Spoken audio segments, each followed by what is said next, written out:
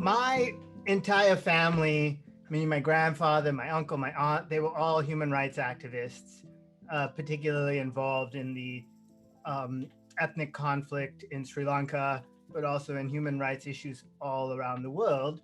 Like many people who grew up in the 80s and 90s, I was raised by my television.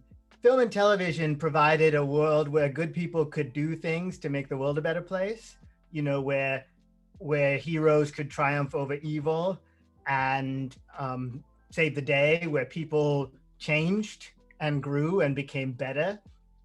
And in the world at the time, at least where I was living, it was rather hostile. Active KKK members, white supremacist groups, neo-Nazis, and I went to school with their kids, or they were my teachers. That it was that sort of world. I was very lucky in that I was partially raised by my uncle and aunt. They were both human rights lawyers, but my aunt was a huge cinephile as well. And when I was about 10 years old, she introduced me to Kurosawa and Bergman and all of these different types of films that I didn't have access to. She was my first film school and also helped me understand ways that I might be able to integrate storytelling and activism. I actually became a filmmaker when I was living in New York City, which is where I spent the majority of my adult life. When I was in New York, we made one film that was very grounded in the experience of the Lower East Side of Manhattan. When I was here, we made a film that was very grounded in the experience of queer communities growing up in the Bay Area from the 60s and 70s till today.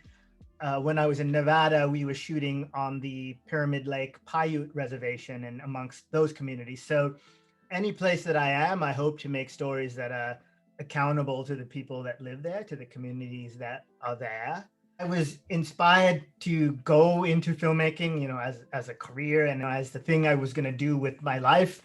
After working as a community organizer for many years, I like to be rooted in the experience of the communities that I'm shooting. I think the most important part of being grounded as a filmmaker is to be humble. We're very lucky to be people who tell stories for a living. Many people around the world work 60 to 80 to 100 hours a week just to make ends meet. And so I think it's a big privilege to be a storyteller. I guess that's what keeps me grounded. The best thing that we can do, is kind of create experiences where people can feel empathy for somebody who's not like that. Diversity is mainstream for no matter how it's being used for good or ill.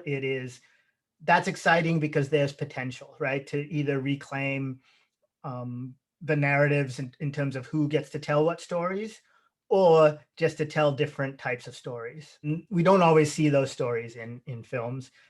We don't always see them in the films that I have made. So I'm still trying to fulfill that desire, in my work.